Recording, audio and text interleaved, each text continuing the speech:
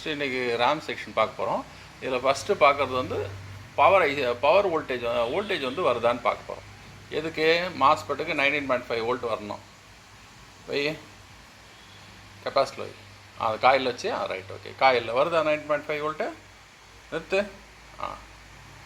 19.5 volt வருது. Right okay. அடுத்தது RAM ஐசிக்கு எவ்வளோ வோல்டேஜ் வருது? எத்தனாவது பின்னு ரேம் ஐசி? 12th பின். 12th பின்னுக்கு என்ன வோல்டேஜ் வருது பாரு? கெப்பாசிட்டர். அது கிரவுண்டு. இந்த சைடில் பாரு, இந்த சைடில் 5 வோல்ட் வருது. 5 வோல்ட் வருது.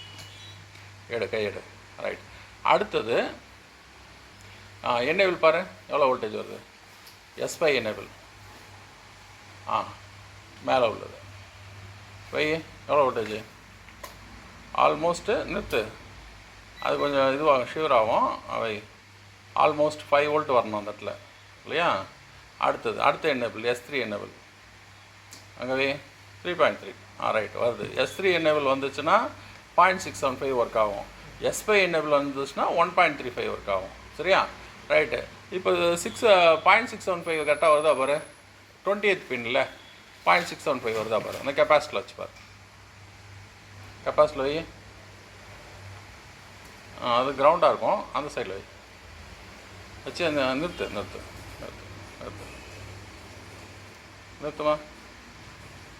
கெப்பாசிட்டியில் வை.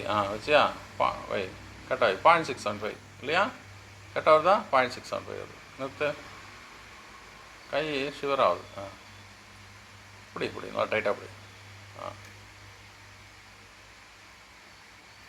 0.675 வருது. Okay right. Okay good. So இதுதான் நமக்கு என்ன 1.35. அது அப்படியே நகர்த்திட்டே வா. காயில் வரும். என்ன வோல்டேஜ் வரணும்னா இது கோர் வோல்டேஜ், ரேமுடைய கோர் வோல்டேஜ். இதில் 1.35 வரணும். 1.35 வருதா பாரு? நிறுத்து நல்லா. அது மெழுகு இருக்கும், அதனால் அப்படி இருக்கும். நிறுத்து நல்லா. ஹோல்ட் பண்ண ஷிவர் ஆகுது. அப்படியே நிறுத்து. அப்படியே நிறுத்து. வரல. வோல்டேஜ் வந்து செக் பண்ணணும். காயில் வை. வருதா? 1.35. சரியா? சரி ரைட் ஓகே. இதுதான் ரேமோட வோல்டேஜ். Okay bye.